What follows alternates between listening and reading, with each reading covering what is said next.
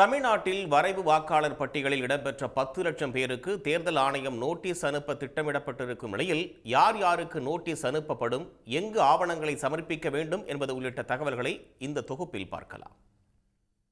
SIR பணிகளுக்கு பிறகு தமிழ்நாட்டில் வெளியிடப்பட்ட வரைவு வாக்காளர் பட்டியலில் 97,37,831 வாக்காளர்கள் நீக்கப்பட்டனர். அந்த பட்டியலில் இடம்பெற்றவர்களில் கணக்கெடுப்பு படிவத்தை முழுமையாக பூர்த்தி செய்யவில்லை என 10 லட்சம் பேருக்கு நோட்டீஸ் அனுப்ப தேர்தல் ஆணையம் முடிவு செய்துள்ளது.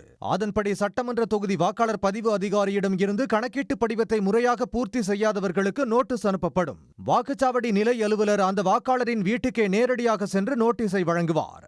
அந்த நோட்டீஸில் படிவத்தில் என்னென்ன விவரங்கள் பூர்த்தி செய்யவில்லை, என்னென்ன ஆவணங்களை சமர்ப்பிக்க வேண்டும், எத்தனை நாட்களுக்குள் சமர்ப்பிக்க வேண்டும் என்ற விவரங்கள் இடம்பெறும். ஆவணங்களை பெரும்பாலும் வாக்காளர் பதிவு அதிகாரி அலுவலகத்திலேயே சமர்ப்பிக்க வேண்டும். ஆவணங்களை சமர்ப்பித்த பிறகும் அது தொடர்பாக வாக்காளர் பதிவு அதிகாரி முன்னிலையில் விசாரணை நடத்தப்படும். சமர்ப்பிக்கப்பட்ட ஆவணங்கள் மற்றும் பதிவு அதிகாரி விசாரணை அடிப்படையில் தகுதியான வாக்காளர்கள் இறுதி வாக்காளர் பட்டியலில் இடம்பெறுவர். ஆவணங்கள் முறையாக இல்லாத பட்சத்தில் அவர்களது பெயர் இறுதி வாக்காளர் பட்டியலில் இருந்து முற்றிலும் நீக்கப்படவும் வாய்ப்பு உள்ளது. உடனுக்குடன் செய்திகளை தெரிந்து கொள்ள சன் நியூஸ் பெல் ஐகானை கிளிக் பண்ணுங்க.